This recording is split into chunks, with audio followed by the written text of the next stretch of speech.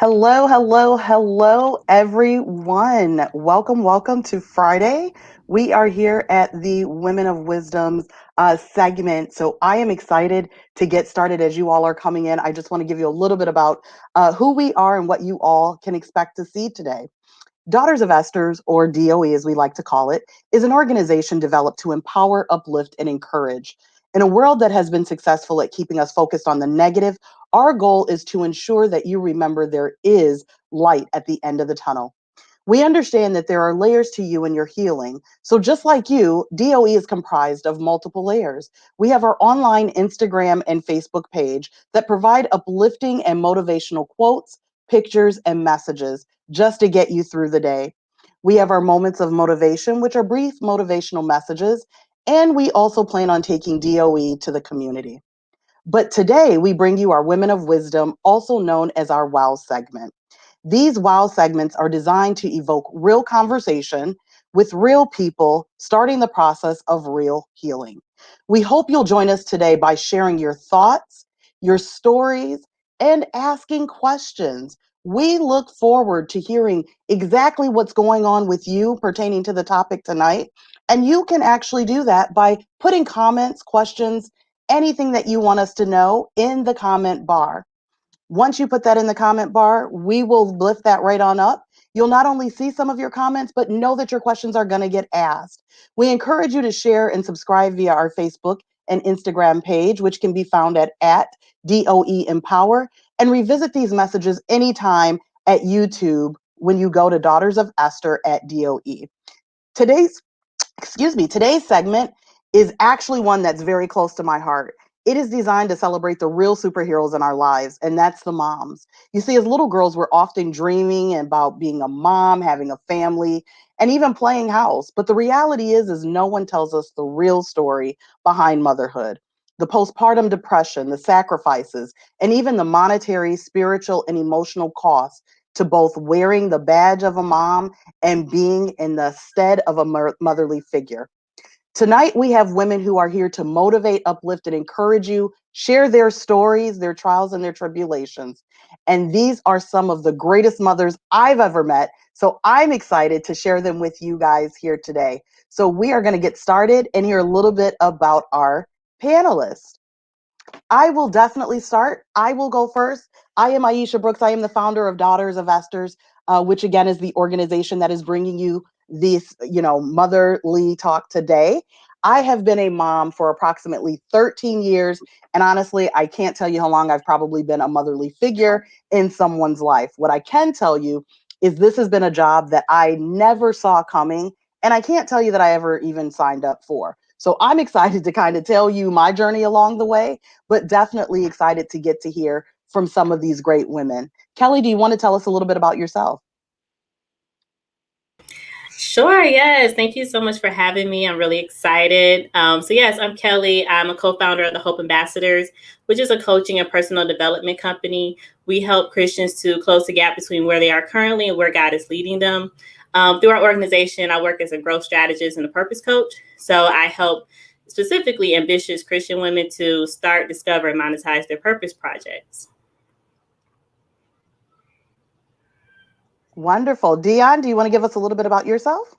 Well, great evening, everyone. My name is Deanna Anderson. I'm a mother of one. I've been a mother for 33 years, and I am the grandmother of two beautiful boys. I'm also an independent beauty consultant with Mary Kay for the past 10 years, and I just believe in igniting joy in each person that I meet. Hello, ladies. Tam, tell us a little bit about you.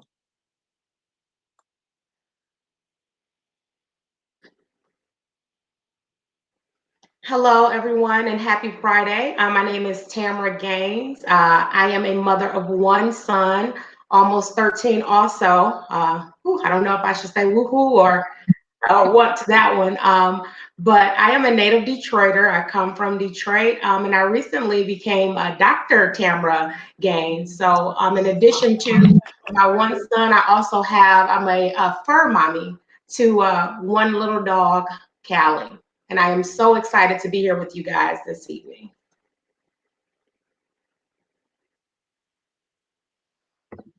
Wonderful. Natalie, tell us a little bit about you.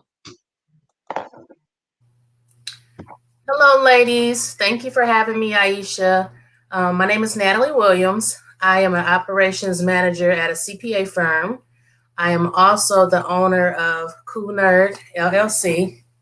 I consider myself a cool nerd, so it was a pretty easy choice for me to come up with the business name. I also am an independent consultant for Color Street, 100% dry nail polish. Fascinating product. I am the mom to two children. I have a 22-year-old daughter, Alexis, and an 11-year-old son, Brandon. Big age gap comes with lots of big stories. And last but never least, tell us a little bit about yourself, Brandy. Never least. I don't know if I'd go there. Us moms know better. I'm Brandy Spring. I'm the owner of D.O.E Consulting. It's an operations management consulting company.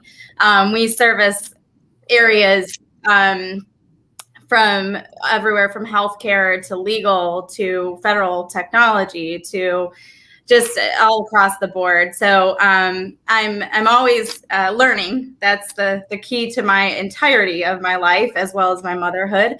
And so that's what my main passion is: educating and empowering people to live well. And I've done that through operations for over a decade now, while raising my now 13-year-old daughter. So I feel as though I might trump you two with the 13-year-old boys. I'm not sure, but I think our stories will definitely have some fun tonight. So I'm looking forward to hearing about everybody's answers to these fun panel questions.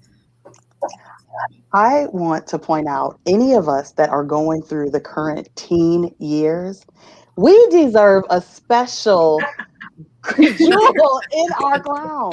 I kid you not. Am I the only one that feels like that? Like, am I the only one that does a double take? Raise it up, girl. I'm like, what the heck? Like, I went from having this little baby with this cute little baby voice to now he's like towering me. And for those of you that know my actual height, know that that's probably not an uneasy thing to do. But I feel like we now got these grown people that I'm like, what? This is the face I make on a daily. Yeah. What? Yeah. Kelly, get ready. Get ready. You guys have me nervous. I didn't even mention. So my oldest is 7. We have a 7 and a 6-year-old, a 2-year-old, and one on the way. So we have another one on the way. Yeah. Yep. And Congratulations, Kelly. Yes, congratulations. Congratulations.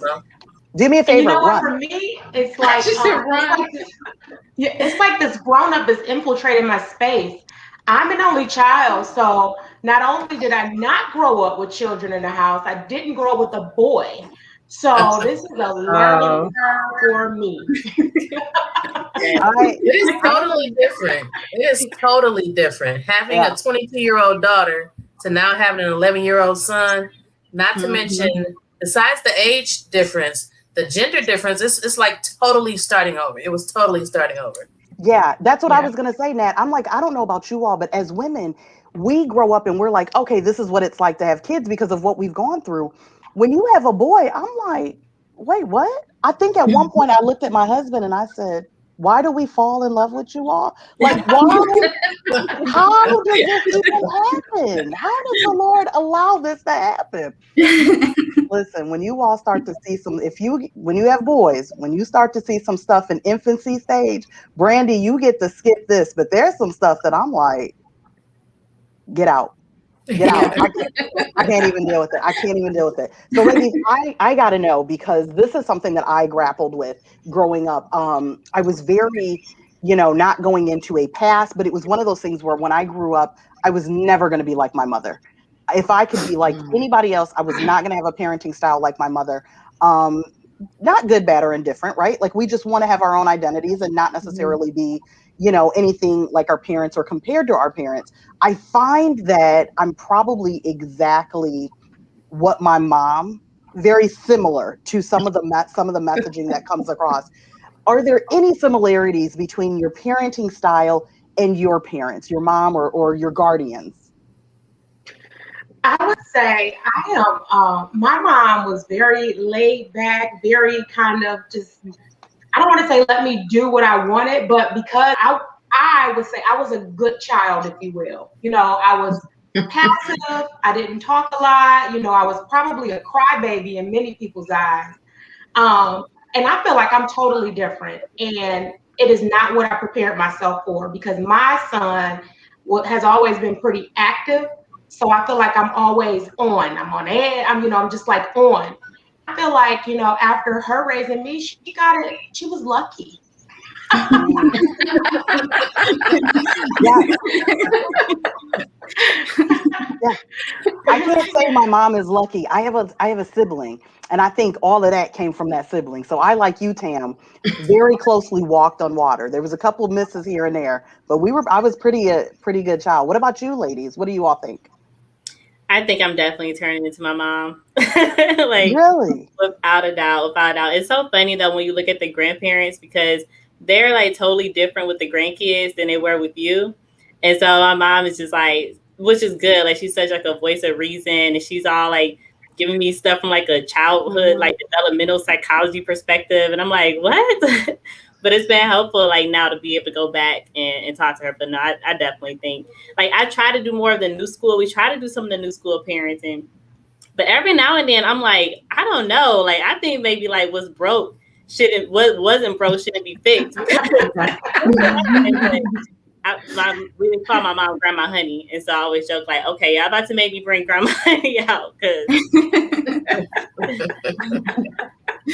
I love that. Well, I feel the same way. I guess I took on I see some of the attributes of my mom and my grandma. They were the ones that kind of raised me and my siblings more so the most. And yeah, I can see some of it. Yes, because I would get short, and my son would just look at me and like, oh, okay. Then I heard him tell somebody one day, I just used reverse psychology on her. We're good. We're good. Everything is gonna be fine. He was only like 5 years old. So I knew I was in for a ride. But the joy I get right now is that he has two boys and he's experiencing that double time. So I just say, welcome to parenthood. I just think it's a wonderful thing. Payback is so wonderful. like me and my husband, we're low key like waiting for those days because we're like, oh, we are gonna like hop them up on sugar. We're gonna do all the things, keep them up, and send them back over to your house. Like we are. I do all of that. Yeah, and I'm in another state. And I'm getting ready to relocate to where he is, and I'm just so looking forward to just because when I come, they're mine, and so we don't go. We go to bed when we feel like it, and they come back and check on us. Are you all going to bed? Oh no! I said we're not done. We'll go to bed. We'll go to bed. Now, I'll do what I want. I think the funny part of that is legitimately the boys have a different way of communicating with their moms, and you see how they become men. Like the fact that you're saying he used reverse psychology. This is some of the stuff we deal with now, ladies. Those that are out there as mothers, I want you to take note. What is cute today is cultivating. Yes. We're cultivating this because I'm not gonna lie. There have been moments where I get these cute little puppy dog eyes, and I'm like, sure. And now that he's 13, I'm like, hey, wait, you're about to be somebody's husband. Hold on, we can't allow that. We can't allow that. So I got a question based off of something Kelly brought up, and old school versus new school. So there has been a debate about old school parenting not necessarily working, new school parenting not necessarily working as well as old school. I can tell you based off of generations, we can see the difference, right? I know when I was coming up, this was a do as you're told. We're not discussing it. You know what I mean? It is what it is because I said it is. And so now I find myself having conversations with Glenn because I need him to understand a little bit more. I'm curious to know, what are your thoughts between old school and new school parenting, and where do you fall in that pattern?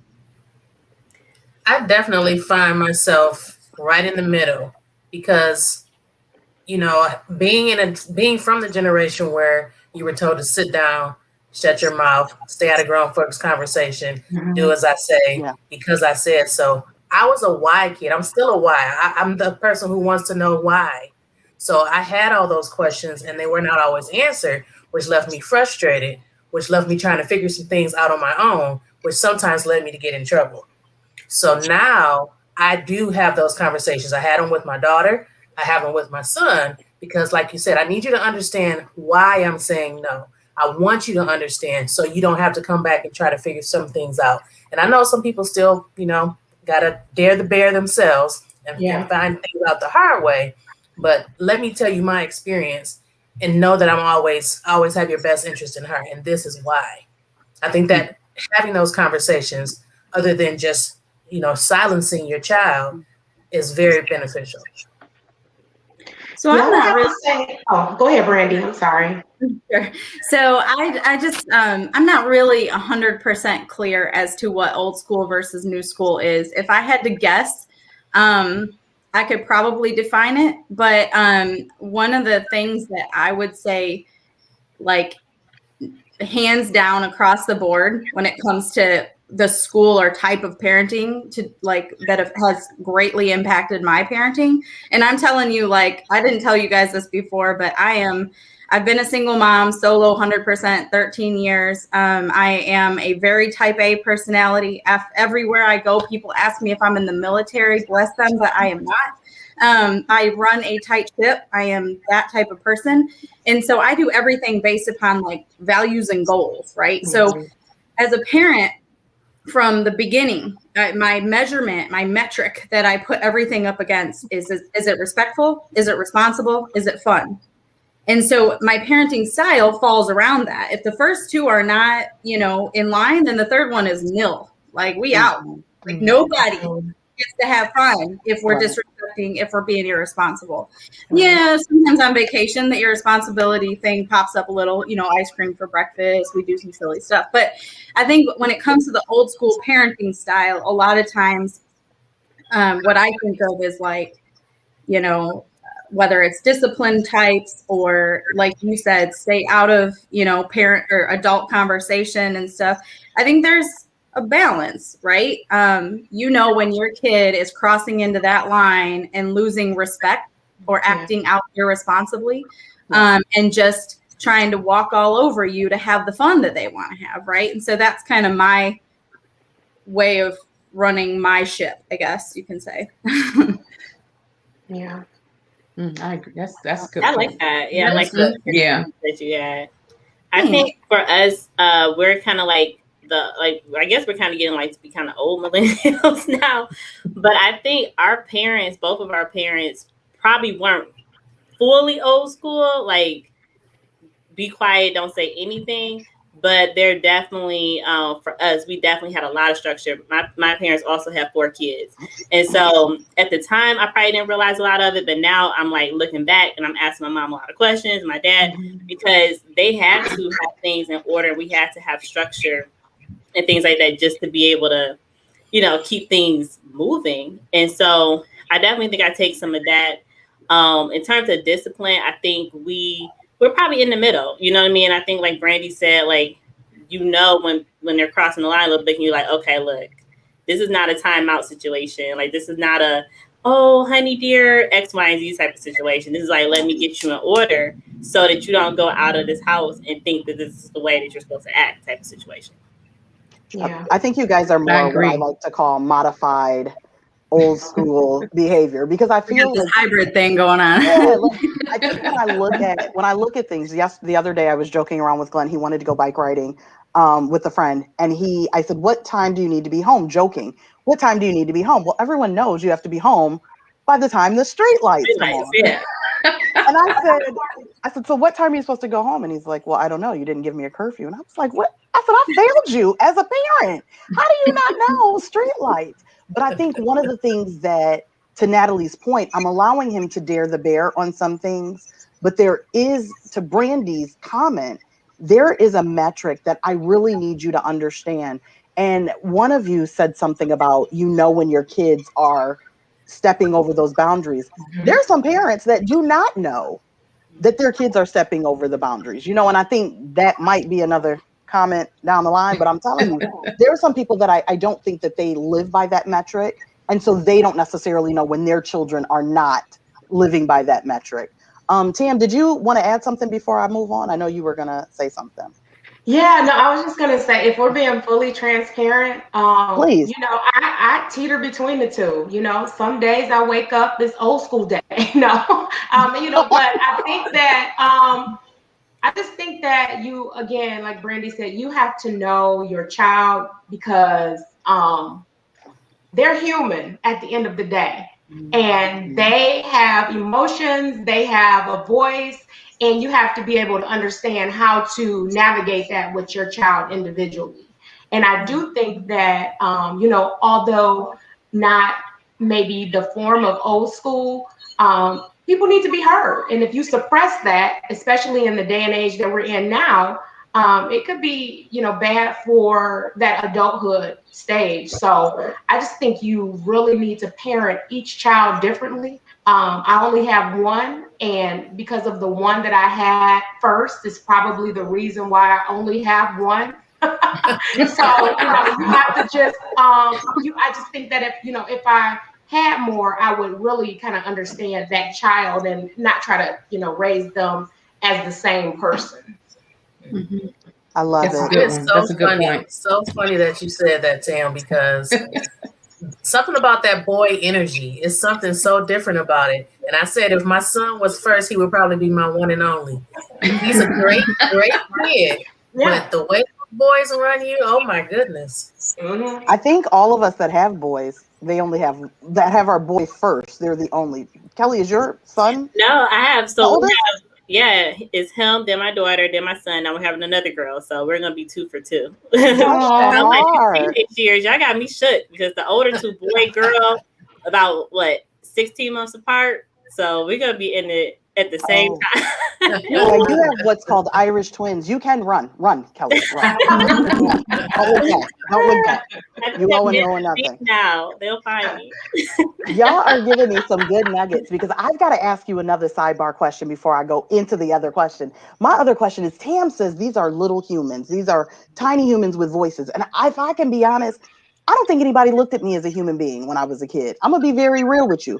I didn't have a voice until I paid to have a voice. My voice came with the payment of bills. That's when I was able to speak up and speak out. Until then, I was a good 18 years old in the house when I came home from college with nothing to say.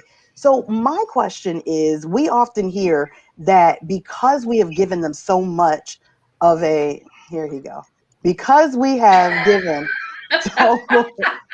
so much. Can you remove people from the We can.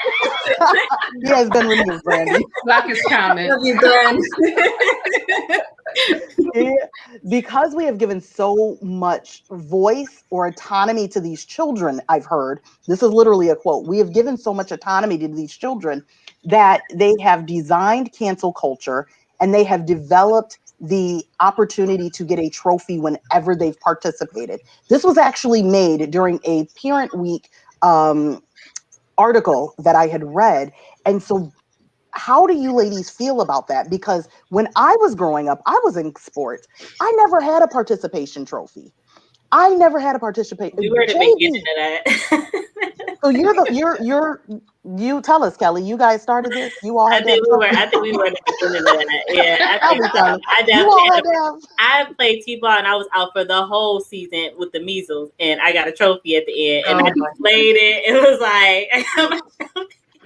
So I think we were at the beginning of that. Sorry. What do y'all think about that? Because I can tell you right now, my son is not. He's actually an artsy person. He's not a sports person. And we tried him in sports, and he's got participation football, baseball. He's got these trophies, and people are like, "Oh my God!" And I'm like, "Dude, we didn't even pay attention."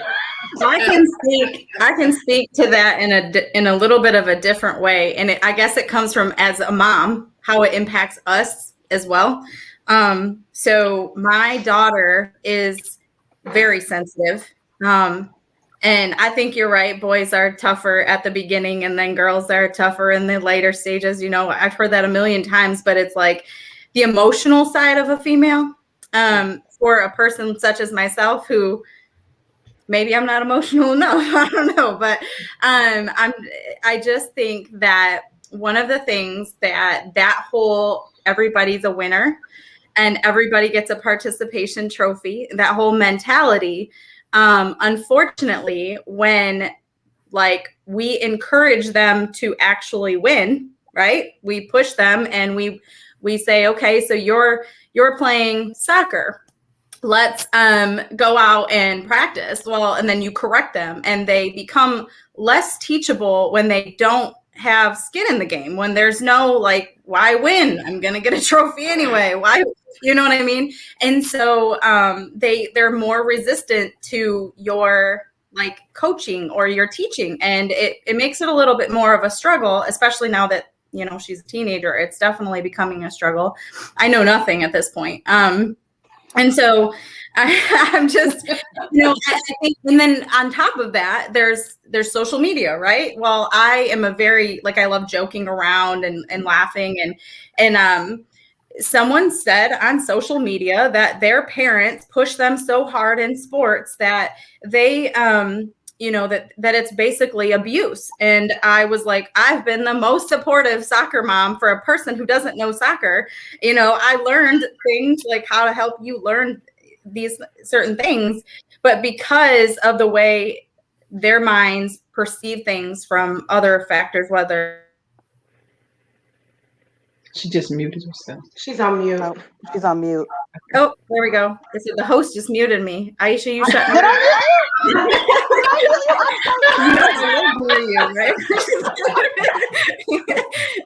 Blow me on your car tomorrow.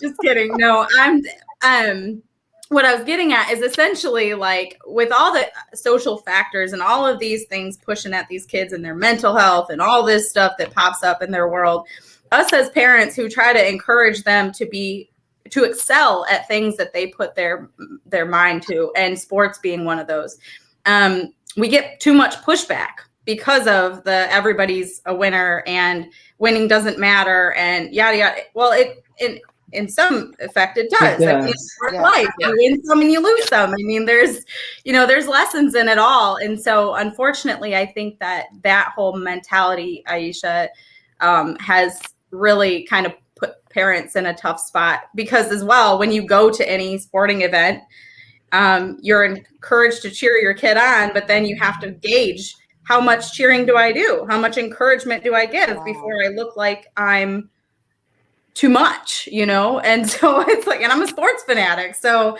I love being involved and I love coaching and all that. But now I'm like, I don't want to, because I'm afraid of this whole culture of, you know, everybody's a winner. Go ahead, Tam. I am too much. I am a sports mom through and through. I learned about basketball and football through my son. And I think, you know, I started him in sports just as recreational. Like I said, he has a ton of energy. So it was through recreation. And I had no idea that it would, I had no idea the competitiveness behind the sports world. But now that we're a part of it, I think I would be devastated if he left, because I'm a part of the world now. So I am not the parent where everybody wins. If you didn't win this time, you have to work harder. If this is something that you want to do, and it's not a thing where, you know, you have to work harder just because, you know, you lost this time, or just because you need to beat this specific team. You need to work harder for you. And I always tell my son, you're not doing it in anything, school, sports, you're not doing it for anyone else but you. If you don't want it bad enough for yourself, it's not going to happen. You're not going to get any gratification out of it. So, you know, when they get the participation medallions and trophies, we keep them, you know, we put them up. But I would honestly say he's the most fulfilled when he knows that he's contributed. And I've taken my son away from things when, you know, he is on the bench, because to me, first of all, he's not a bench kid. And then, you know, second of all, I just think that you're not learning anything if you're only able to participate during practice. And then once the real game comes, when you have the pressure of an audience of people, because regardless of what we say or how we would like things to go, they're going to be screaming parents. They're going to be, you know, they're going to be spectators. that kind of interrupt the normal factor of what you would see in practice. So I definitely am the, get out there and win mom. So T and I are going to do a separate Yeah, I am too. I was 100% the sports mom from, I think when he turned from 8 all the way till he got to professional sports. I very rarely ever missed a game. And I learned football through my son. And I remember his first year he went out because we didn't even, I didn't know what a participation trophy was. I had never experienced that. And so when he his first year, he was a mess. He was new. He didn't know the sport, and I just had to find something because he had so much energy, and he just needed to harness his energy. So we said, but t-ball didn't work. No, baseball was too slow. I said, let's do football. I said, you get to hit people and nobody's going to bother you. So he thought that was great. And he went out the first year. He was the offside king. Every time you turn around, he's offside. I said, oh my God. He was on the bench. But when he got to the banquet and he saw all the trophies, and he said, how come they didn't give me one of those that looked that big? I said, because you didn't do anything. I said, you was offside. And I believe in being honest with him. I told him, I said, you were offsides all year. I said, you didn't pay attention to your coach. They kept pulling you out the game. I said, so what do you want to do? I said, do you want to do this next year? He said, yeah, because I have to get that trophy. And so we use these as goals. I said, so what's your goal? I said, how many turnovers are you going to get on this game?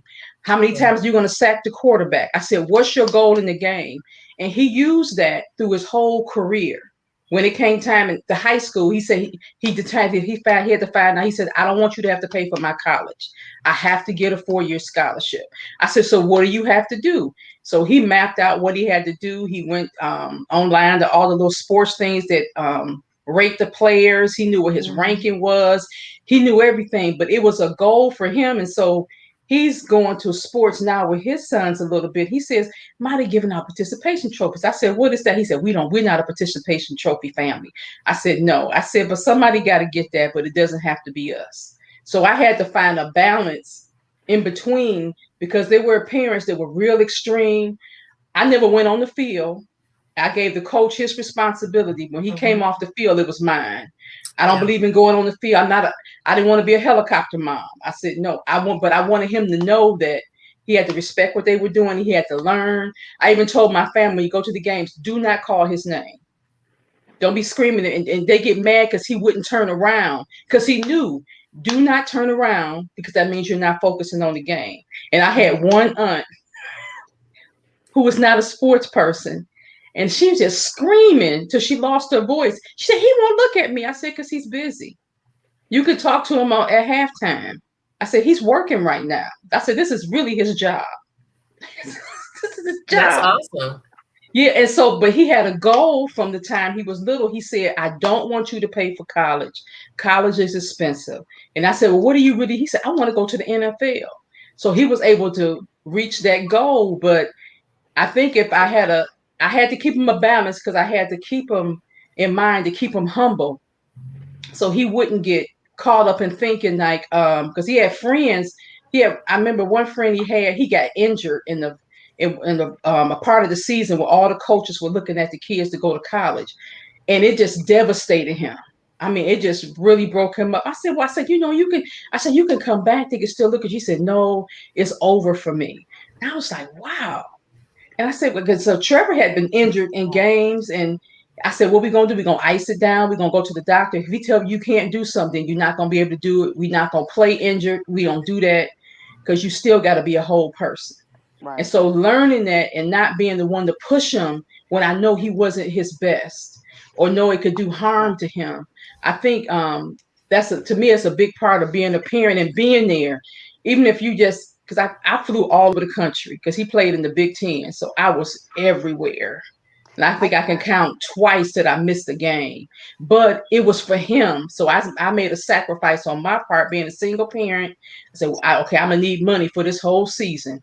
What I got to pay for cleats. I got to pay for pads. And my son lost everything. He lost one season. He lost his cleats and he lost his pads. And the coach said, well, he came to me and he said, I said, I can't buy all that again. I said, but this is what I can do. And because of who he was and the character he had, they chipped in and got everything else he needed.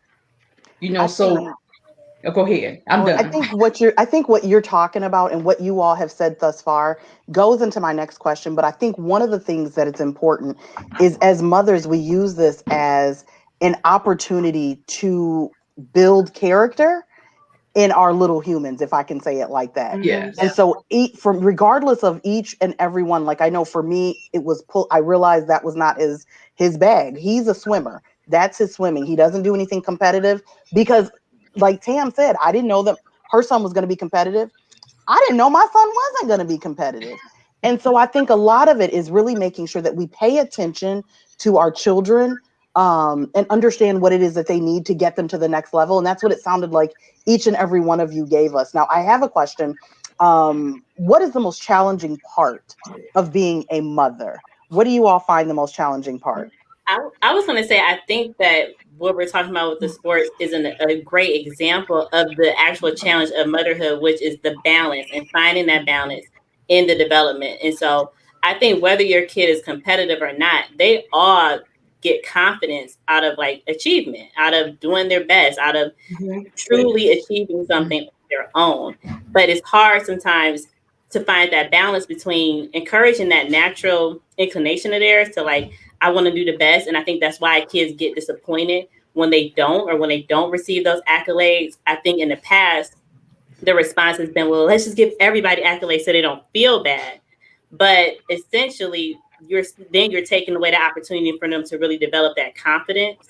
And a lot of times, like as moms, we don't have a background in childhood development, developmental psychology. I think I had like one psych class in undergrad on like child developmental psychology, and those were like kids, they were talking about people with like some really issues. But for the day to day, when you're talking to your kid and you notice that maybe one kid, is feeling really down if they don't get an A+, and then they get their A+, and then they're like, nah, I gotta get an A+ all the time. And then you gotta encourage them and like, while it's great to achieve, that it is okay to fail and that you're going to have those failures, but you need to be okay with that and to learn from it. And I think it's that cycle that's replicated in just about every situation that we come up across. Like, what is the balance, It's definitely a balancing act. I'll piggyback off your last word. I started out as a single mom, and now I'm married, and there's challenges on both ends, from financial to decision making to childcare to keeping up with the house. It's such a balancing act, and you can tell when things are getting out of balance, whether it be your mental health, overeating, working too much, because that was one of the things I had against me with my daughter as a single parent, trying to provide, trying to take care of the whole household, take care of all the responsibilities. Like you said, Brandy, just complete 100% responsible for that child with everything. So that I'm missing on some of the school plays, missing some of those things that were important to her because she couldn't understand that I needed to work so I could provide for us. Fast forward to now I'm married. I don't miss any of those things with my son. She has spoken up, and I'm thankful that we have the relationship that we have, because she let me know, that used to bother me when you didn't come and I couldn't see you. I understand now, but it did used to bother me when you weren't there. So trying to find that balance, still being myself, still finding time to, take care of Nat, because when Nat is taken care of, then Nat can take care of dad, daughter, son, household. So it's definitely a balancing act day to day. The challenges change from one day to the next because my relationship with you is different as my husband, my relationship with you as my son, my relationship, making sure all those relationships are good, still making sure the household is running smoothly. Everybody's where they're supposed to be, when they're supposed to be there. Now homeschooling with this guy who's thankfully doing really good, but also trying to keep him active because the whole family gained weight during the quarantine, even the dog. So just really trying to make sure that we're all good.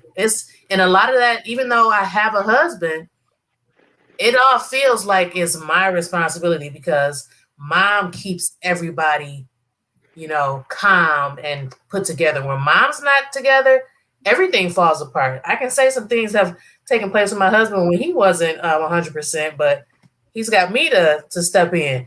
When I'm not 100%, he steps in, but it's not the same kind of step in as when I step in because moms just have we bring a different type of energy. And that's just the bottom line. It's not to take anything away from him, but there's a reason why we were given to men as a helpmate. There's a energy, there's a strength that we have that men just can't emulate. So it's important that moms are definitely taken care of and taking care of themselves so they can take care of everyone else.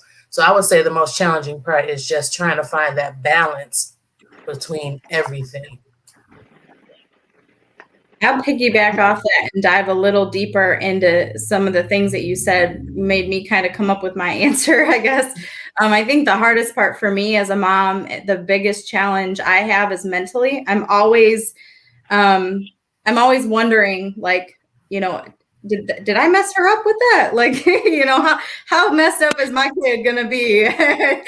Because I, disciplined her in this stage of her, meltdown, or, it's just there's always that like wondering. And then like at the end of the day, it kind of the dust settles, right? And we connect, and my daughter and I have a phenomenal relationship. And even as a teenager, we're holding on, barely. But that mental struggle of you question, like, did I really handle that the best I could have? Is this time where I need to go and apologize? Is this one of those moments where mama has to be real and say, I did not mean that. Like, I did not say the right thing the right way. But at the purpose is still the purpose, right? The reason I was upset is still the reason I was upset. So we still need to tackle that. And I'm not perfect. I'm not expecting you to be perfect. But then I always, I lay into myself because, of course, I have anxiety, right? So I lay into myself and ask myself, how messed up am I making her by making a mistake? You know what I mean? And I'm the only one to make mistakes and clean up mistakes and figure it all out. So I'm like always in this mental box, right? So that's my biggest challenge of parenting. I love that, Brandy. And I love that you are transparent with that, because I think that everybody from the outside looking in wants to look like, oh, I'm making this decision and I'm firm on this decision and I love my decision. But you're not always, you're not always confident with the decision that you make. And I just had this conversation with some family members of mine that ultimately I just want to raise a good person. We have our hopes and dreams for our children, but I want to raise a good person with a good heart. And, everyone, I go back to this, everyone is different. I only have the one, but I gave the example recently of you can have a family that is, ideal from the outside looking in, raising their children together. And then you have one that becomes a doctor, lawyer, do these great things. And you have one that never leaves home. They were raised by the same parents, but they have a different perspective on life. So I think the struggle is just really kind of taking that pressure off of yourself that this person is going to be exactly what you have fitting your mind, and just try your best to raise a good person. And I love that you all are being honest about it, because if I can be brutally transparent, I think sometimes as women, we don't often fully get to admit our flaws, our mental incapacities, and even just where we lack. Like, there's some concerns we have as individuals, right? Like, we feel some kind of way about ourselves, and now we're responsible for nurturing and bringing up a child in our deficiencies, or what we feel are our deficiencies. That's scary. That's honestly scary. And I appreciate that, because I was with Nat. Nat honestly spoke my entire truth. Being a beacon of light as a mom is ultimately what we're seen as. No one thinks twice about your mental health because you're the one that has it together, right? Like, no one knows that I'm literally, like, my family forgets that I'm an introvert who plays an extrovert. So after I've extroverted all day with other people, I literally have to come in and I have to do that octopus arms, right? Like I've got things going this way, this way, this way. And no one realizes that the encourager still needs to be encouraged. They presume that you're fine, your foundation is set, your mom. I'm probably going to be the first one to lose it. If I can be honest, I'm going to be the first one to lose it because I'm like, it's so much. So I definitely appreciate those challenges. Now, being a mom, I will tell you, is not always something that we plan for. Um, if I can be honest, I actually never wanted to get married and I never wanted to have kids. I say that because in my pretty little head, I literally was going to college. I was going to become a corporate attorney and literally live somewhere in the city and just live a wonderful life, right? And it didn't end up that way. It literally didn't end up that way. And so, for some of you that may have worked with me at Everest, I was actually a VP. Like I was on VP track at a corporation, and then this beautiful bundle of preemie joy dropped into my hands, and he was 28 weeks, 2 pounds 9 ounces. He literally came home on an apnea monitor, oxygen tank, and all this great stuff. And so all of a sudden, I had to look and I had to say, I got to leave corporate. And I walked out of what was my career goal. Um, and I do not, just for the record, you all, I don't regret a thing at all. But what I do recognize is as mothers, we often are the ones that derail and redirect what we want and what we feel we deserve. So I'm curious to know, did being a mom redirect your goals or anything that you had planned? And if they did you get a chance to put yourself back on track? I'm going to tell you, I have not I don't even know where that track is at this point. I got new tracks. But what about you ladies? Well, it did for me. When my son was, because I work in the federal government now for about almost 23 years. So it's a point where I think he was around 15. So about 15 or 18 years ago, I had about three different opportunities came up where I could have gotten jobs, one in Vermont, one in DC, and one in Texas. And I had to really think about it. Well, what was best for him? Because he was a teenager and we had different stuff going on in our family. We had lost the matriarch and patriarch of our family, and he was very, very close with his great great grandparents. He was very close to them. And so I had to look at, do I want to move him? He got to go to a new city. And I had friends telling me, oh, he's young. He'll get over it. Kids are so resilient. They'll be fine. And I said, no. So I turned down a lot of money, a lot of money. And I got back on track right about the time he was getting out of high school. I got back on track about that time where I wanted to be in my career, but I did make a sacrifice, and it was a tough sacrifice, but for him, it was better for him because I just didn't want to uproot him. I didn't want to have to, they said, oh, you can just go, he'll find somebody, you can get him in a latchkey program. And he was already a teenager. And I think I going to a new city, all his friends are here. He's playing sports here. He has his path for what he wants to do. And so I felt it was best. And not saying this for everybody, because I know I have family and friends who actually did the move, going to different places. But for me, it was best for me to stay here and let him just finish through what he was doing, then pick up what I wanted. Well, I'll go. So I'm a single mom, and I just feel like I don't know, my life my life has been definitely led by God. When I had him, I was working a job that was, almost 50 hours, and I decided that wasn't enough. I mean, it was just too much. I wasn't spending enough time with him. So I quit. But I did most of my schooling before he was born. So I had a master's degree before he was born, but I still was not like, I hadn't deep dived into my career. And then right around when he was maybe 2.5, I was offered the opportunity for a work from home job before it was popular.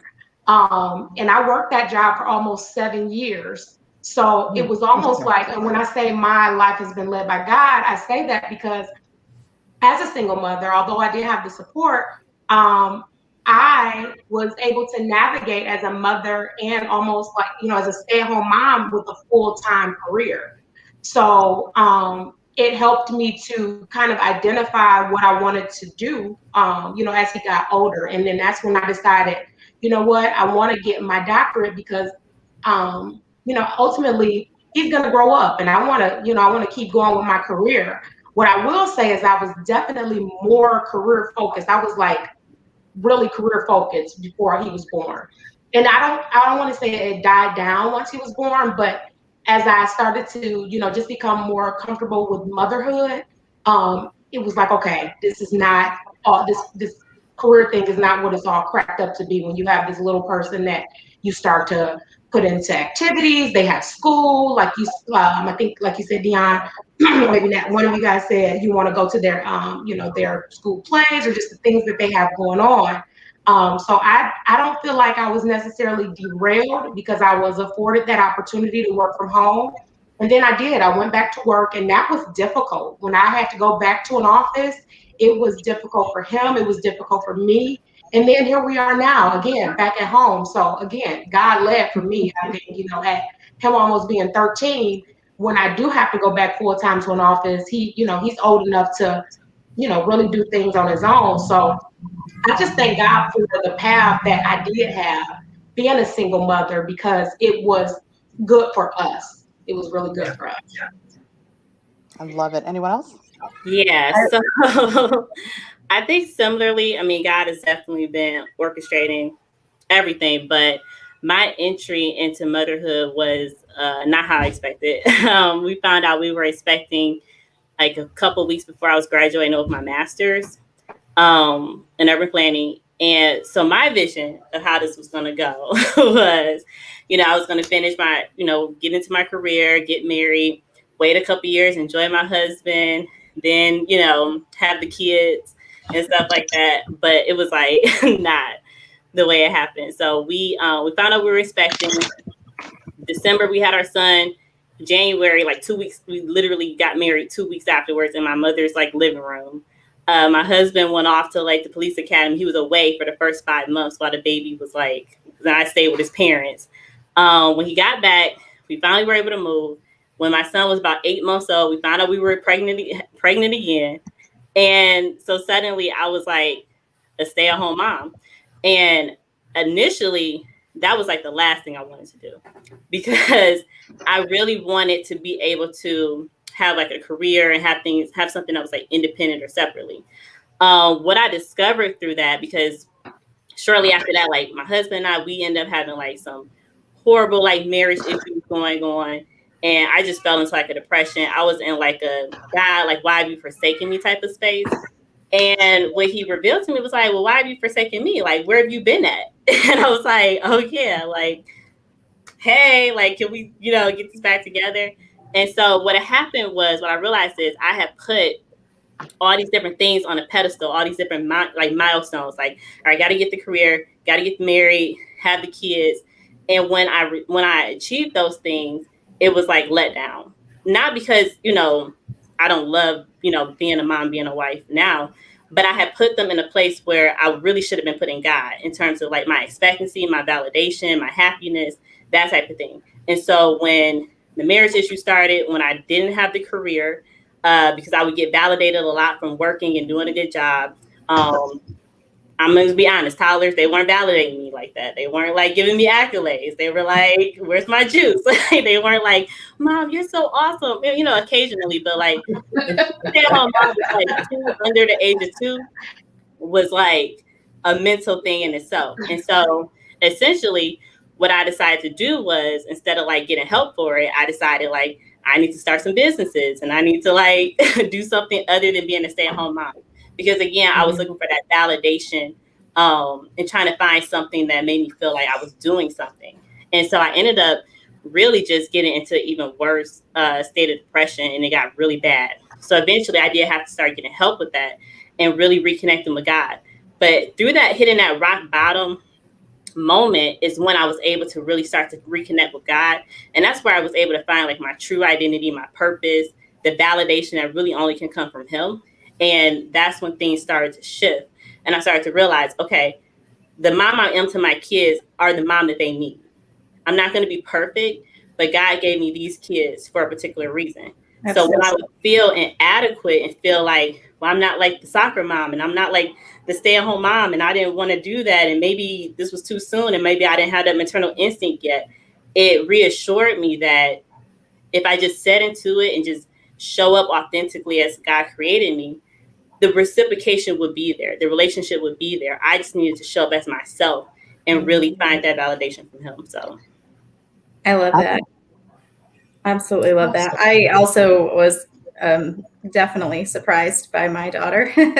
I didn't want children. I'm in Aisha's same boat. No kids, no marriage.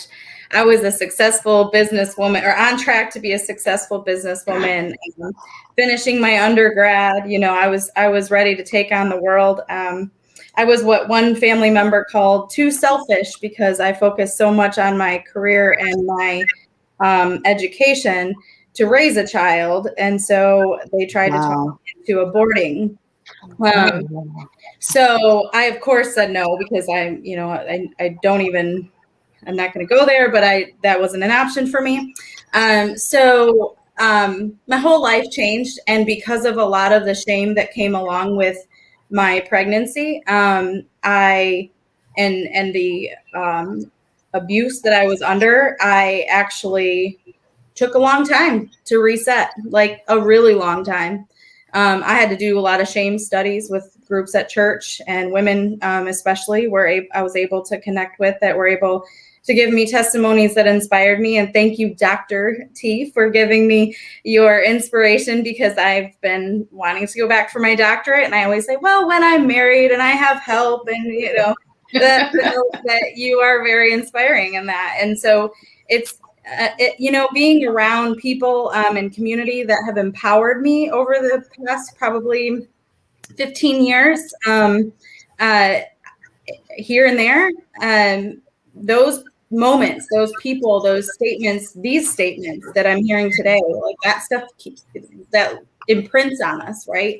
And so, and it speaks to us, and God uses each of these instances to speak to us and drive us towards these reroutes and this purpose of motherhood, right? And how we can be, like Kelly said, how we can be authentically us in this and still keep moving forward, inspired, and knowing that, you know, whether expected or not, God's got it. So we, you know, we can keep moving forward. So I'm so grateful for you ladies today. Like, I can't even say. That's awesome, Brandy. Same about you, Brandy. Yes. But I promise you all, the funniest thing about this, and I didn't want to say it up front because I figured someone was going to say it, but you all literally ended up saying it. Derailing and redirecting isn't always a bad thing. Yeah. It's not always a bad thing. It's just not. I think children activate something different in us that would have never been activated. I think the sympathy, the softer side of Isha, as I like to say it, that didn't come until I had, you know, to be the softer side. Nat, Dee, do you guys want to jump in before I move on to the next question? Yeah, speaking of derailing, so people who know me today and didn't know me way back when, let's say, would be surprised to hear some of my beginnings. So my daughter's father, her biological father, was our neighborhood drug dealer. So my mom had an alcohol problem growing up. When I was growing up, I was pretty much able to come and go as I pleased. There was no structure in the household. So that enabled me to get into a lot of trouble. Well, one of the ways I got in trouble was, you know, hanging out with the wrong guys, wrong crowd. But when I found out that I was pregnant with my daughter, I call her my lifesaver, because having her changed everything for me, like literally changed everything. So making that decision, I knew the lifestyle that I was in wasn't going to lead me anywhere positive. You know, I had been raised in the church. I knew God. I didn't have a relationship with him at the time, but I knew him. I knew of him. But when I made that decision, because it was a decision to keep her, because I knew I wasn't about to be with this guy this is going to be tough. It was a decision that I had to make to keep her because at that time, abortion was on the table for me. But when I made the decision to keep her, it changed my entire life. And I can't be more thankful. I know she was meant to be here. Her life has such purpose. And she definitely derailed me from a track that I did not need to be on. But, I've put in sacrifice, I've given everything to that girl. And I'm seeing the results of the seeds and the time and everything that I put in her is coming to fruition. She is so successful. She is more than I could have ever been at the age of 22. Like, she is completely amazing. And I just thank God for me listening to the softening of my heart to keep her, because I was not headed down that decision. That was not a decision I was going to make. And it changed the trajectory of my entire life. I did not have career aspirations. I knew I was smart, and I was using those for street smarts at the time. But I completely turned things around, got my bachelor's, got my master's, just really turned completely around a 180 and just changed the entire direction and path of my life. And children can do that. Children can absolutely do that if you allow them, if you allow God to use you in that way to not only bring this beautiful life into the world, but to also renew and refresh and change your life as well. I want y'all to know, y'all got me. Bring me my tissue, somebody. I know. Y'all This bring is just me. awesome. Listen, So awesome. as soon as she started to give y'all the testimony, because I've known Natalie for years, and while I was not there during that portion of Natalie, I was privileged enough to know, and I've known her daughter since she was not 22. And I'm telling you all, when she started that testimony, I was like, don't do it. I got eyeliner. Don't do it. But I got that's on my waterproof. I was like, is that Mary Kay, girl? I was going to say, well, I have my Mary Kay eyeliner, so it shouldn't run. But that's that activation that I was talking about, you all, because there were times, I think, when Natalie and I would talk, and we were both in tears about her past of what could have happened had she not have been derailed, you all. Like, this, there was some stories where I was like, wait, what? So I listen, derailment, they activate something in us. I need to know, ladies, I know I'm not the only one, and maybe I am the only one who has dealt with this, but do you now, or have you ever struggled with what's called mommy guilt? And if you have, how did it affect your relationship with your family or even your child? I'm curious to know that. I would No? say I'm yes. the only one? I would say yes. Absolutely. I'm like, am I the only one? For sure, yes. Absolutely. Yeah, absolutely, yes. We kind of touched it a little bit earlier about if you're doing enough, if you're doing things right. And I was raised in the church, and it came with that a stigma because I had a child out of wedlock. So it's like I never forget this lady in the church, a saved person in the church, told me that the dreams that I had, I was never going to be able to do. And I'm sitting there looking at her, and my son is in a carrier. And I'm like, and so I went and told my grandmother, and my grandmother was extremely feisty. Mother Anderson, she was extremely feisty, and she had a few choice words. She said, well, let me go talk to her. And I was like, oh, no, you don't have to go talk to her. You don't have to go talk to her. She said, no, because that's my great grandbaby. And she gave me something to say to him. And I would say this to him all the time. And I even say it to this day, that you are a prince among kings, and you were created for royalty, and you were created for greatness. And just letting them know that. And I wouldn't feel the guilt that because of the way he got here, people would try to make you feel guilty about it. And I just, at first, and every now and then it would come like, oh, if I had been married and did it this way, this probably would have went that way. But the Lord had to deal with me and let me know, no, I had your path written out, not for them. And it's for your good. I will turn it around for your good. And I can say he's a wonderful son. He's a wonderful father. He He was wonderful to me. Anytime when ladies, when you get to that point where they send you money and don't ask for it back till they get paid the next couple of weeks, that's a great feeling. It's a I great receive feeling. that feeling in the name When of they just, Jesus. he said, let me just cash app you some money. Go take care of what, go do something for yourself on Mother's Day and not have to worry about, I'm short this week. I don't have to worry about that. Knowing that, and I said, I think I did what was right. I think I did a good job with him. Doesn't matter what anybody else thinks. He thinks I'm a great mom. I still have the card. He must have been 17. He gave me a card for Mother's Day.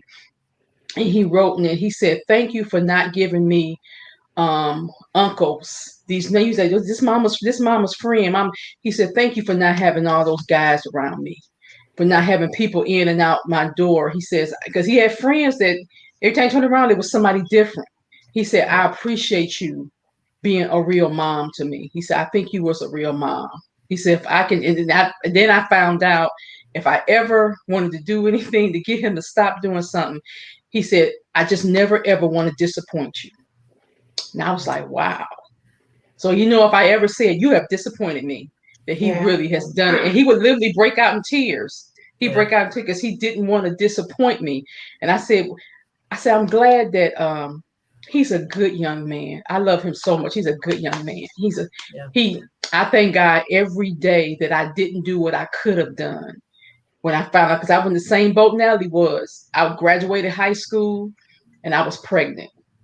And I knew I was pregnant and still went to college, did as much as I could and came home. Didn't even tell my family because I was brought up in a I was brought up in the Church of God in Christ. Yes. And it's just certain stuff you just wasn't going to do. And when I wanted to tell them I was pregnant, my grandfather became an elder. My grandmother was one of church mothers. I was like, well, we're going to see how this work out. So they didn't find out. My grandmother knew. She suspected he was born in January. She suspected in October. Oh my, something fell off my wall. That's the devil. No, I'm sorry. Listen, every prayer warrior on this line said, what?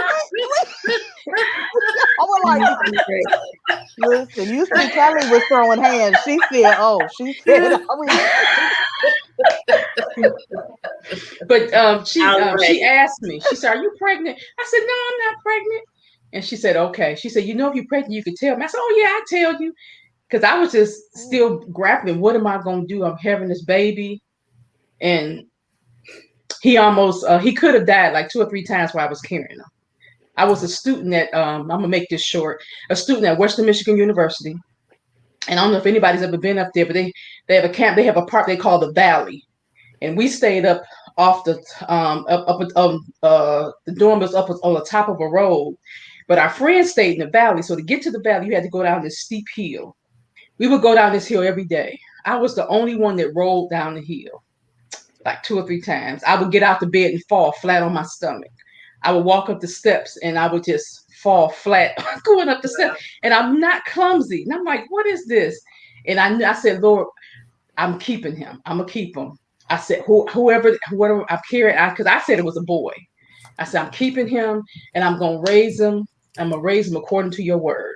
You just let him be born healthy. Please just let him be born healthy. Because I had no prenatal care whatsoever. None. I had no prenatal care. And he went on to be an NFL player. And he did. So the guilt I would have felt, I always go back to the promise that I made to God. If you give him to me, I'm going to give my whole life to this kid. I'm going to make sure I instill everything I can in him to prove them people wrong that said that. Yeah. But then just knowing God, he kept his word. He kept his word. So the guilt I just go back to what I know and the guilt will go away. Yeah. What about you all? Who else has had some mommy guilt? I really didn't have a lot of it when they were like little because I was like, I don't even know what that is. I'm around these kids all the time. I'm trying to get out this house. Man. You don't have time to have mommy guilt is what we're hearing. I was like, putting 2 in daycare was not an option. And so I was just like, when they both get in like kindergarten, it's about to be on. So my son was in kindergarten. My daughter was ready to go to like K4 or whatever. And that's when we had our son. our third son. So I was like, this close. But all summer, like we put them into like a summer camp, and I came home and I would just be like crying, and I called my mom like, "They're gone," and my mom was like, "Girl, you better get it together, okay? You've been waiting for these kids to get out the house, and you got a baby at home. You better pull it together, cry your little tears, and like enjoy the semi quietness that you have." And so I think I actually had an episode a couple of days ago, and I'm pregnant, so I'm pretty emotional. But like, I didn't make it to my daughter's like baseball game because I was just like physically exhausted, and I had the boys just stay home with me. Like, let's put on a movie, and I was like, ugh. But I was like, I was really emotional about that because I think what Brandy said earlier, I'm always thinking like, oh, like what is the long term impact of every single decision that I make right now, you know? Yeah. And I just think about, you know, my mom didn't she couldn't give me what she didn't have to give. So I've started to look at my mom as human as I got older. You know, I think like the segment is called The Superheroes. We don't look at our parents as human beings really at first. I think I started to see more of the humanness of my mom's. I started to see the things that she didn't get as you know, as a child from her parents, which didn't allow her to give those things to us. So as I looked at her own humanness, that allowed me to start to examine my flaws in a different way and know that I am trying my absolute best. I'm giving 110%. I'm not going to always get it right. And kind of growing up with my daughter, I was 19, turned 20 just days before she was born. So I was pretty much still a kid myself. So growing up with her, learning things as I went, which is what all parents do, because you have the examples before you, you have the examples around you, and you try to pull what you think you should be doing as a mom. But ultimately your experience is your own. So knowing that I've given everything I could, I know I didn't always get it right. Being a former perfectionist, because I know that there is only perfection found in Christ. All the other stuff that I used to try to do was just my own ego trying to, you know, make up for past mistakes. But knowing now that I've given my all to my family, I'm doing everything that I can take it easier on myself and talk myself through some of the mistakes that I make. So having those conversations with my son, with my daughter now, where in the past I may have been shut down by my mom or my dad trying to get an answer, it does make me feel less mom guilt. I still know I don't get it right all the time, but you know, life is a learning process. And as they grow, like my daughter, I've never had a 22-year-old daughter. So this relationship is totally different than when she was 11 with my son. So she's, you know, experiencing and doing things. Now I can't tell her what to do. I can suggest. She doesn't live under my roof. I don't pay any of her bills. So I can suggest things. And that's different because I do have control issues as well. So it's a totally different relationship, totally new season, but things are going well. But the whole mom guilt, I think I have now gotten beyond that stage as I've started to examine, you know, actually having a better relationship with my mom is helping me look at myself as a mom in a better way. I was actually going to say, I wonder, you know, I think, Dion, I think your child might be the oldest on the call. Does that mom guilt ever leave? You know, I can say that it probably decreased, but I still have moments where it's like, you know, should I be feeling this way? Or I just feel like I learn something new almost every day. So, Deanna, I'll defer to you. Does it lighten up a little bit? it lightens up, but I'm in a point now because my son left almost 9 years ago. He moved to North Carolina, and he right after college, a year or two, he decided he was going to go with the girl he was new and their family, and I have a lot of family there, but but I knew he was never going to stay in Michigan. I knew he was going to go somewhere warm because he was miserable all the time in the winter as a kid. He was just horrible. So he said, I can't wait till I grow up. I'm going somewhere warm. So I knew he was going to go. But I've come to the point now where the Lord has told me it's time for me to go down there to be closer to him. And when I told him, he said, He said, well, it's about time. He says, I'm going to do what I got to do. You just go ahead and prepare your end. I'm going to prepare on my end. And as we've been having conversations about this guy, I told him this in December. He said, yeah, he said, because you've done for everybody else. And now it's really time for you to like help me. Because I'm the oldest of, I'm next to the oldest of my siblings. So basically I have helped all of my siblings in some way with the raising of their children. And so he looked at those though I was slighting him. I'm like, how am I slighting you? I said, I'm just helping him. He said, yeah, but they okay. He said, I need you down here. I need you now. So I felt so bad. I said, why you never said anything? He said, well, were you going to stop? I said, probably not, but it would have been nice to know you feel so I did feel some kind of way, but I guess the guilt wanes off when you see that what you put in and what you sacrifice, the outcome of it. So it gets better. It really gets better, and you get to enjoy the fruits of your labor, I'll say. Tamara, to answer that question, we have 20 more years.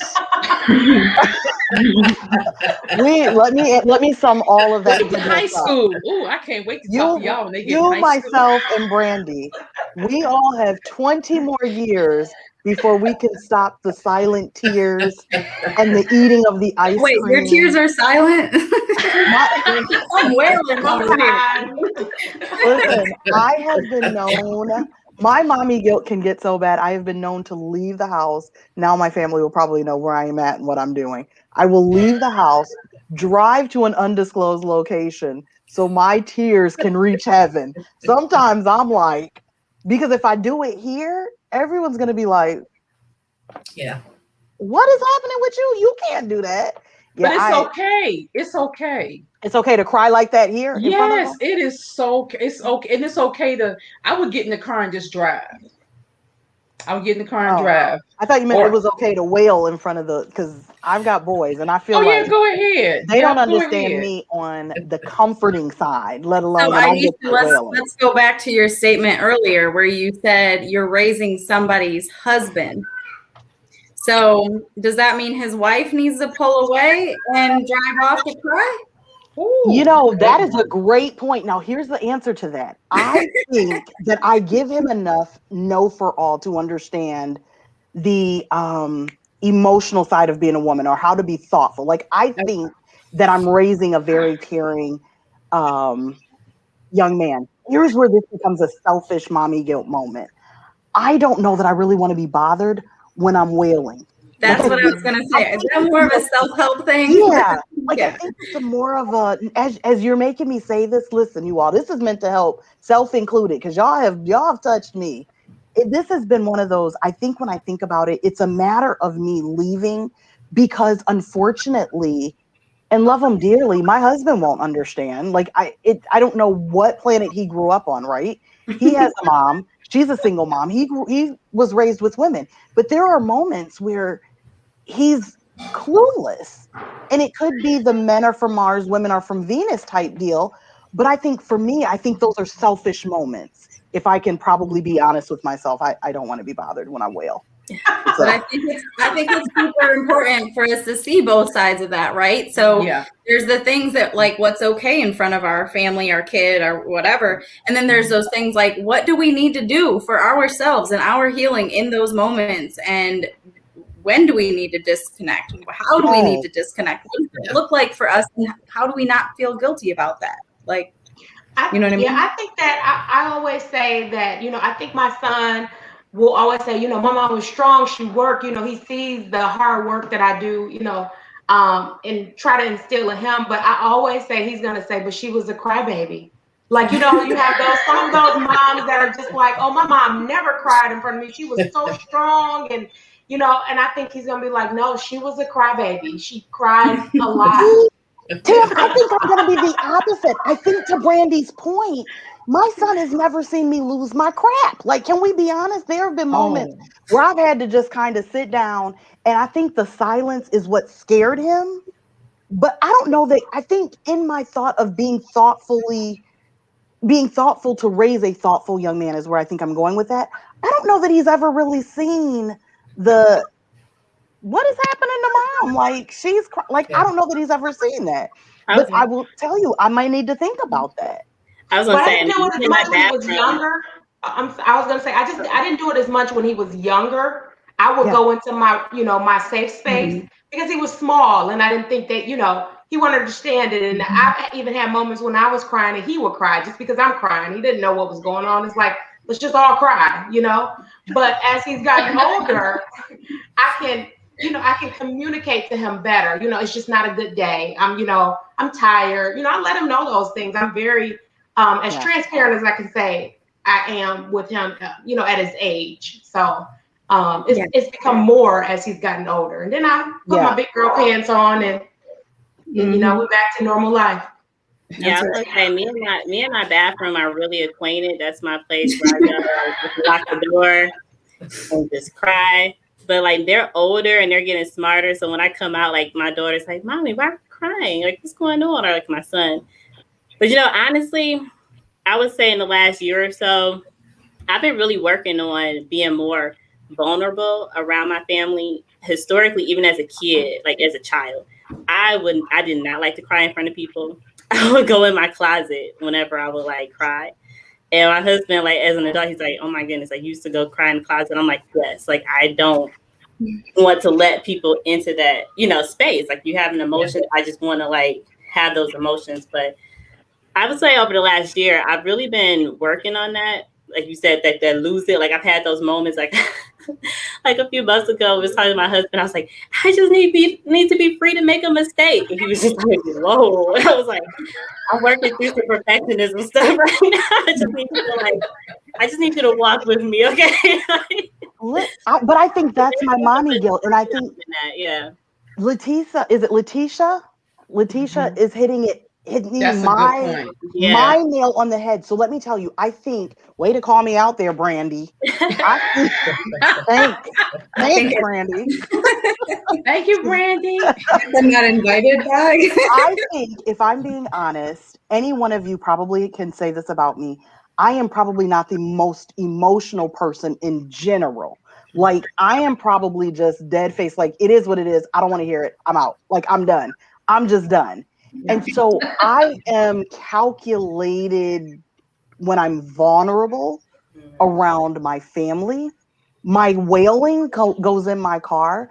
But to her point, my mommy guilt is I can't let you see me sweat. So I am honestly working like a Hebrew slave because I got to keep everything up and running. So when he gets older, it is going to be that. Guess what? My mom, let me just say this. He doesn't see the humanity in me, to Natalie and to Letitia's point. He doesn't see the humanity. Yeah. So when I'm probably like 50 and the change kicks in and I'm losing my crap, he's gonna be like, whoa, what is happening? What is happening? So we have a question that Shayla's asking, which goes into the next question, and then I have one more. She wants to know, do you take time to care for yourself, or when do you take that time for you? I'm going to tell you, I don't know what that means. So you all can answer that. I know not what that means. Like the worst thing is like when I go, because I'm a huge advocate of therapy and like having a therapist and things like that. And I've gone to a couple. You have to kind of go to a couple. But the worst question is when they're like, "So what are your hobbies?" And I'm like, oh, crap, like I meant to get one of those. Oh, but honestly, I don't know if I have like a set time. I need to get better at it. But I do know I'm getting much better at identifying before I get to that breaking point where I'm like, I'm about to run out the house and being honest and asking for that help. And my husband, he's really, really good about stepping in and giving me that time and giving me that space. He works a lot. And so I think he likes being able to have the time with the kids too. He just so happens he likes to spend time with them outside of the house, like being in the house with them makes him like, because there's so many of them. For me, taking the crew out of the house makes me more anxious. Like, so I'm usually like, well, let's try to do something around here. But that helps because when he takes them out for an hour or so, even if it's just like a nap or just being quiet, getting up before them in the morning is crucial, for me. Like I it's very important for me to wake up before them and just spend that time with God, get my mind centered for the day instead of being like yanked out of my, sleep by little people. Yeah, that's Anyone when I else? have my most personal time. The same, Kelly. I'm an early riser, so I get up in the morning. I do some trap cardio. I spend my time, in the Word, read my devotion. I love to work out. I'll take a walk by myself. Going to the grocery store, doing some shopping for the house, just little nicky nacky things. That's the time that I get to spend it myself. I enjoy doing that, so it brings me joy, it brings me comfort. So I make the time to make sure I have some time for myself every week, like every week. That could be Yeah, something we all need to learn. the morning is definitely. I am not a morning person when it comes to just like conversation, but I do enjoy getting up in the morning. When I was working out, I would go for a run, walk, jog, whatever you want to call it that day. But I also, like you said, Natalie, maybe a few weeks ago, my son wanted to go to Menards with me, and he did something before we were going to walk out the door. And I made up an excuse for him not to go with me because I wanted to go by myself. So it was like, no, now you're in trouble. You can't go. So, Girl, I can't tell you how many times my daughter has said, I don't like going to this place. And I'm like, okay, good. Like, yeah. So now Brandy's like, I'm going to that place. You're not Yeah. going. Now it's a field trip for mommy to go to Meyer because you don't like it. It used to be Target. I mean, I feel like I've been cheating on Target, but it's just those moments that I just like to have my peace. And this is probably very vain of me, but when I go get my hair done, I make a very prominent point to take some time for. I'm a big proponent of when you feel good. I mean, when you look good, you feel good. So, Absolutely. even in a pandemic and just trying to navigate everything that's going on now, I do try to take some time to, just feel good about me. So, I think you just have to figure it out for you. And Kelly, I love the therapy. I think that everybody needs to talk to somebody, and I wish we could.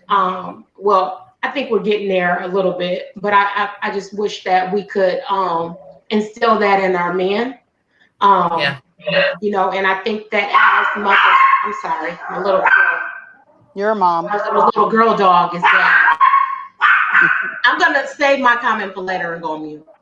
Listen, well, I agree with the self-care. I agree with Tammy. I don't cancel my hair appointment for anybody. I believe in pamper time for myself, and then we call the 5 o'clock club. 5 o'clock in the morning. That's when I get up. That's my quiet time. And then even I relish just riding in the car. I just love just riding in the car because I could play my music and sing no matter how out key I am. Nobody gonna say anything. I can just sing and to scream to my heart's content. And that's a peaceful time with me. And I'm in the stage where it's just me in the house. So I have to deal with people coming over. I thank God for the pandemics. I say, oh no, we need a pandemic. I can't have no company.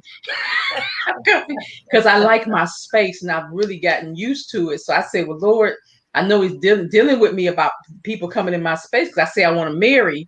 So I'm like, well, I can't put him out. So I said, I got to make sure that I'm ready to just be able to do that because I've gotten so used to I come and go as I please. I just, if I don't want to do something, I say I don't want to do that. I'll tell people no in a minute. I don't have a problem doing that. Listen, I am taking some lessons from you all because I think I'll take some lessons. How about that? I'll leave that there. I do have, if you all ladies will indulge me for 2 more questions. I gotta ask this because I gotta be honest. This one is one that I find that as women in general, we seem to kind of sidestep, and it's the topic of intimacy.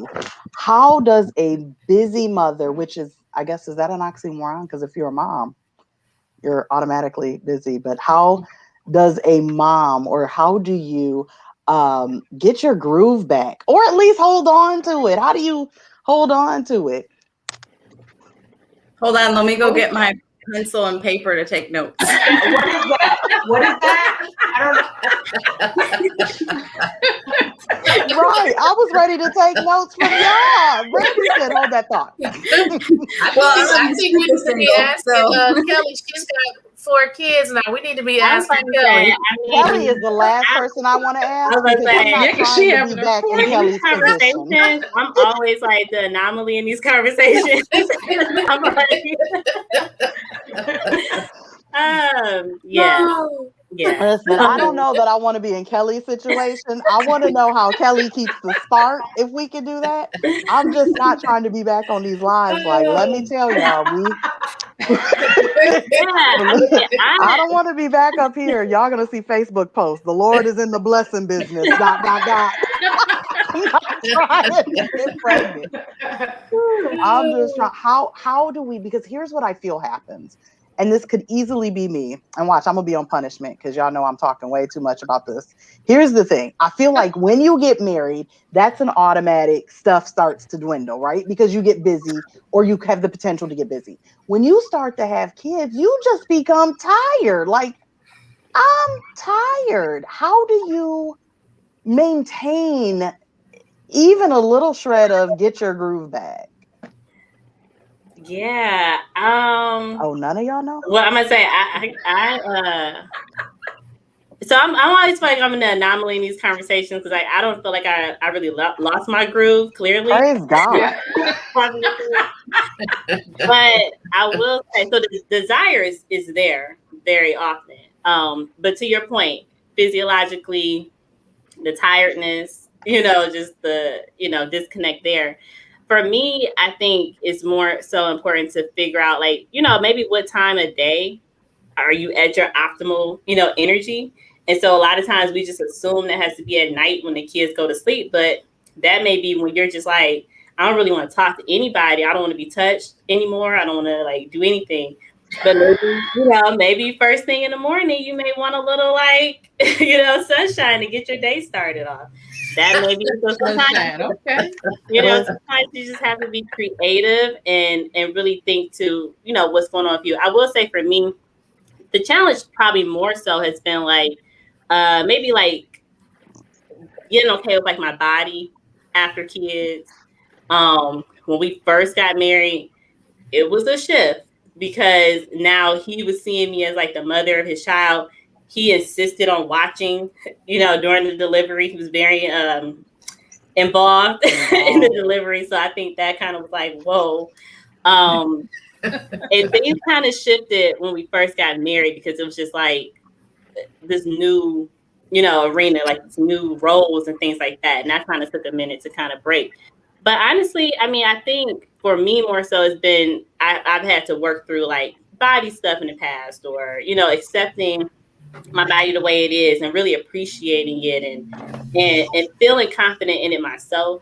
And then that is helpful, when we get to those type of, areas when you're like, because it's harder when you don't feel so confident in yourself. And when we talked about vulnerability earlier, you kind of want to like cover yourself up or hide. That doesn't really play well with trying to be intimate with someone. Listen, I can tell you that Kelly and Miss Letitia have blessed my spirit.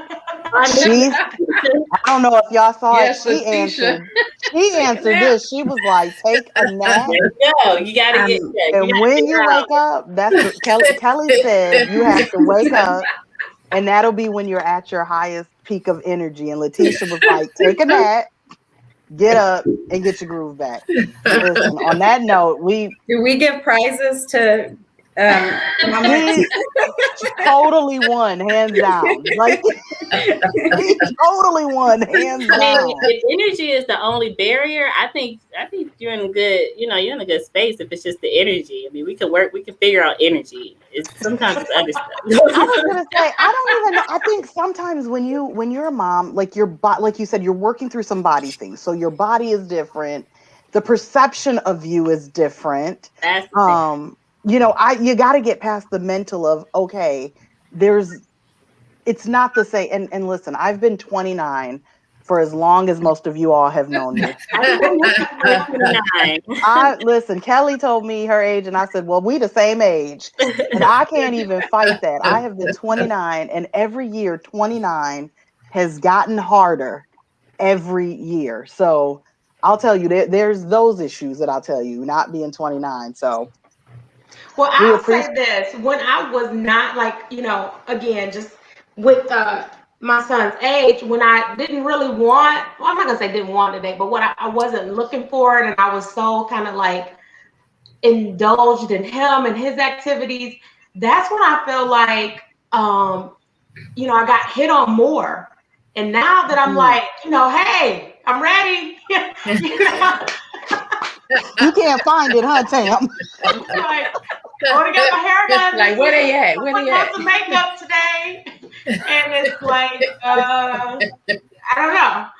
So I don't know when I wasn't ready for it.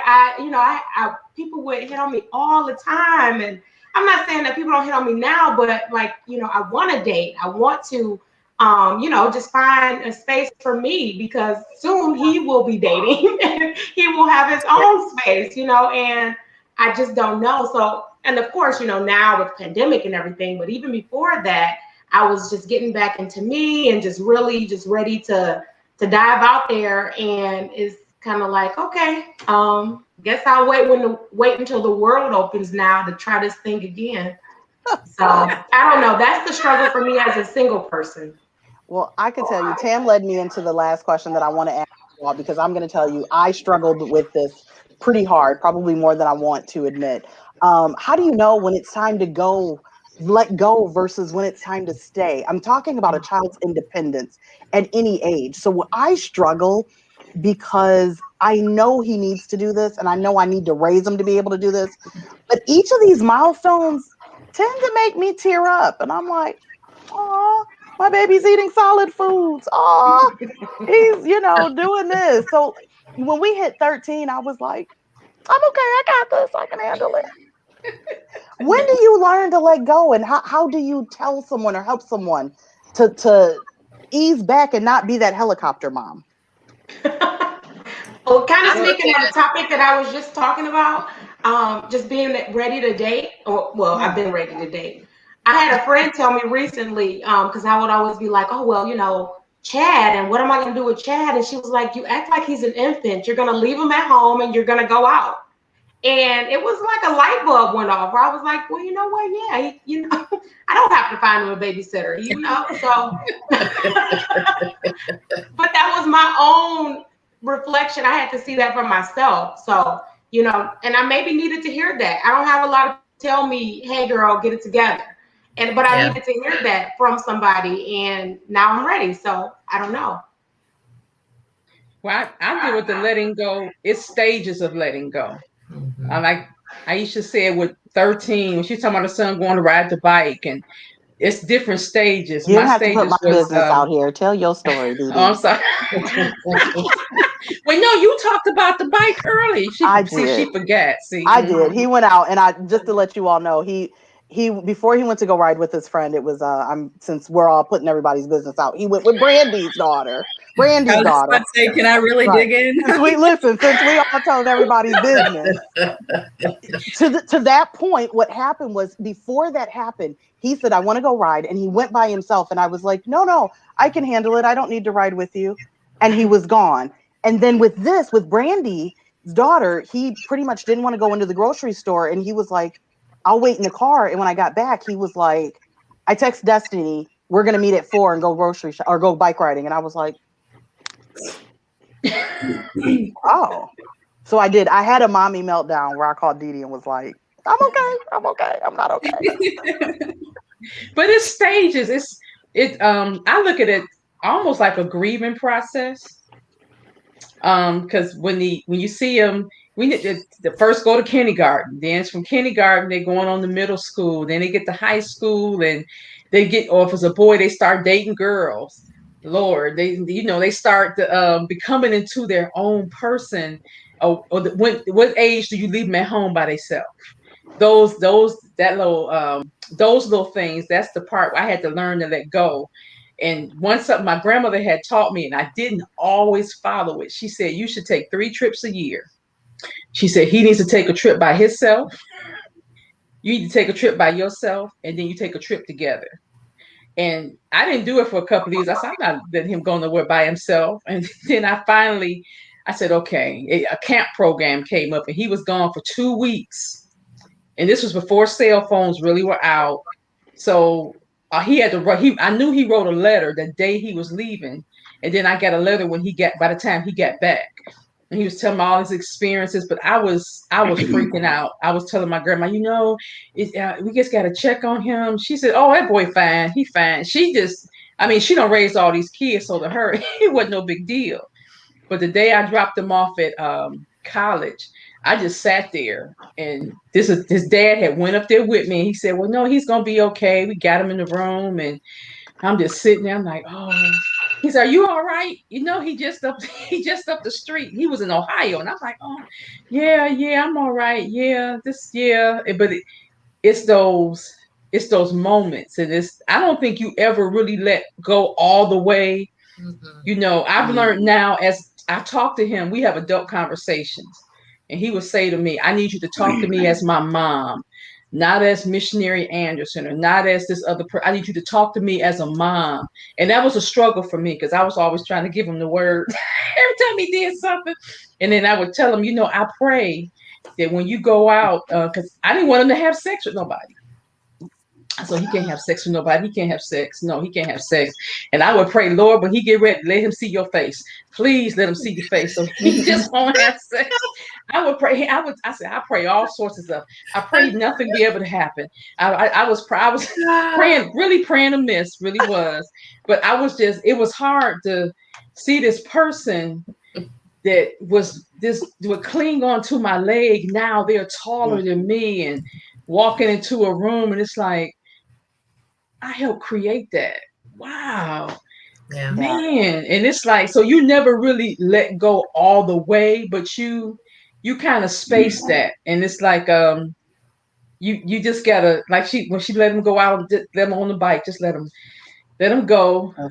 But see, you all got something we didn't have back then. You could track them on phones. Right. So Well, not to mention both of us watching. You can get the little cameras. It says you on what street? See, I didn't have that. I would just follow in the car. And just from a block, he's still on his bike. Okay. All right. Nobody better not touch him. So you never really let go all the way, but you'll get there. You'll get there where you say, okay, he got this.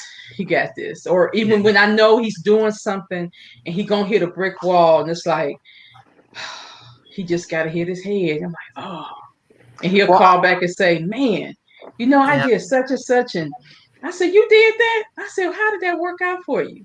He said, oh, man, let me tell you. He'd go to tell me the story. And I'm like, oh, wow. So what did you do? Bones? I'm thinking like, well, at least he's alive. So so he's good. As long as he's breathing, he's good. Well, I'm going to tell you, I'm going to call her out before we go. I'm calling out Natalie because Natalie and I we've talked about Lex and the confidence. Natalie always seems like she's got it. Like, yeah, she's doing great. She works here and all this good stuff. And in my head, I'm like, how are you so calm? She was just in a cheerleading uniform. Like, we just seen this. Like, how did you let this go?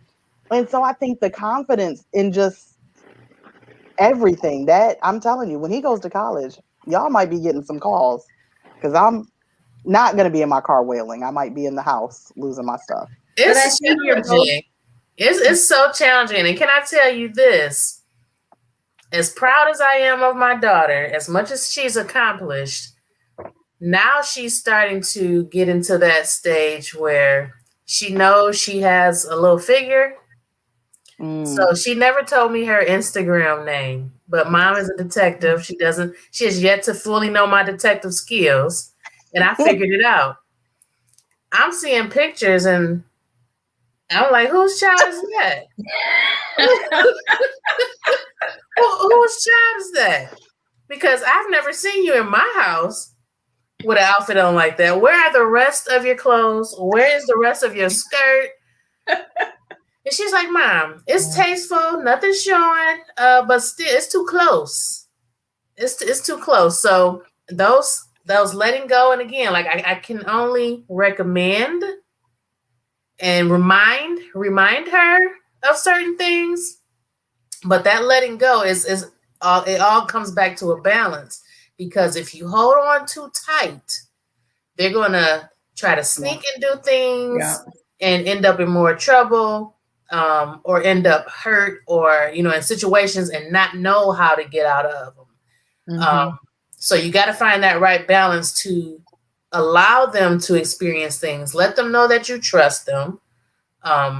They have to build that trust, and then you give them more. But it is a struggle, and it is a challenge, and it's difficult, especially for me with her, thinking of my own slick self back in the day. Like, she's not me. She is not me. So that was a challenge for me. She's not in the same kind of situations. She doesn't have that same mindset. And thankfully, neither one of my kids were as slick as I was, because I could always see right through everything. So I'm thankful for that. There were some things that I learned with my, everything's either a lesson or a blessing, right? Or both. So I definitely learned some things that helped me as a parent. But yes, those letting go, that little inch by inch, yard by yard. And I think going through this with my daughter is not going to help me. It's not going to make it, easy with my son, but it will make it a little bit easier. But again, like you said, they're two different children. We have two different relationships. My daughter and I get along better now that she is not under this roof, where I don't know if our son will ever want to leave. So, things are definitely different.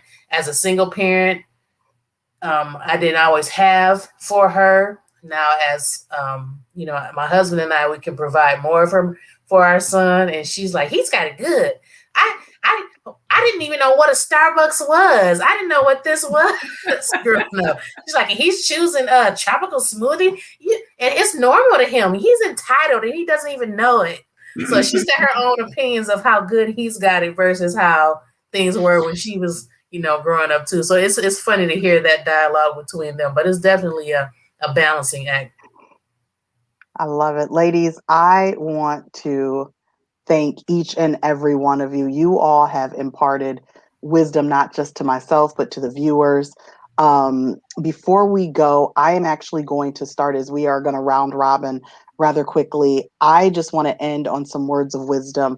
Hopefully this has been beneficial to you all, and you've gotten something that you needed to receive. But ladies, what words of wisdom can you provide new and current mothers so they can continue along their journey? Dion, I'm going to start with you, and let's just keep it going. Natalie and Tam and Kelly, and end at Brandy. Anything I can say is this: just enjoy the moments. You're never going to get them again. Once they're gone, that's it. Even all the ups and downs, the roller coaster rides it's going to take you on. Just enjoy the moments, and don't be so hard on yourself. Agree. Good advice. Trust your instincts. Trust, that motherly instinct that you have. Your children are gifts from God. Raise the children that you have, and not the children that you want. That's good. I love that. My words of wisdom are just love on them. Tell your children you're proud of them. Tell them how well they do, but also give them a balance of, knowing when things aren't how they should be. So I just say provide that love, that tough love sometimes, but definitely tell your children how proud you are of them, and give them those necessary words that they need to be secure people. Those are really good. I guess I would say for a new mom, because I remember, and I'm having another one now. I think I would say, be patient with yourself, give yourself grace. In terms of like your identity and validation, really use this as a time to like connect with God and really, figure out what your purpose is in addition to being a mom. And, mom is a huge assignment and a huge gift, but it's not the only thing you were created for. And once you really know how God created you, how he designed you, it makes it a lot easier to use those in so many areas of your life, including your motherhood. They all said it all. No, I'm just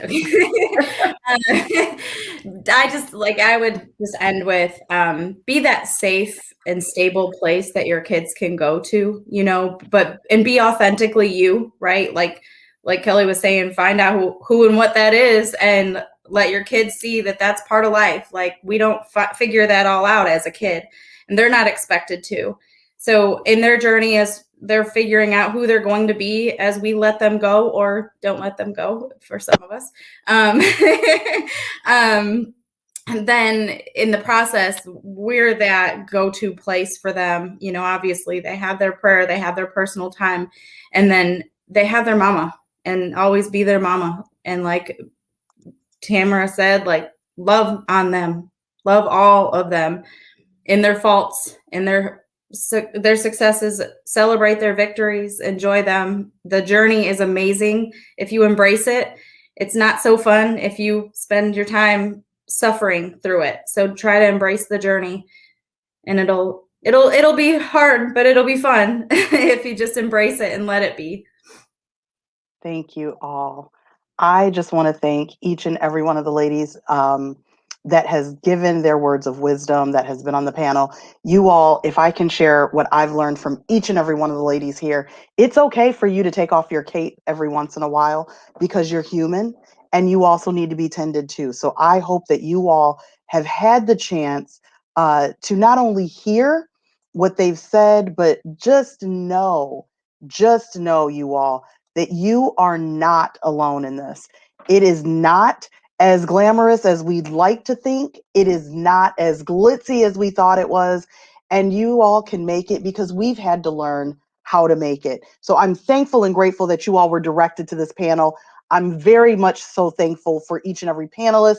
You all come and join us back. We host these once a month. We do have, May is Mental Health Awareness Month. And so this May, we're actually having 2 panel discussions. So we are going to be having another one that is going to go up. It is actually going to be held on the 28th, and that is going to be breaking the stigma of mental illness. We are going to be inviting some licensed therapists. Brandy is going to be back with us. We are excited to impart wisdom to you. So please do me a favor, like, share, tell everyone all about these posts, because we want to help somebody. We say thank you and God bless you on behalf of Daughters of Esther.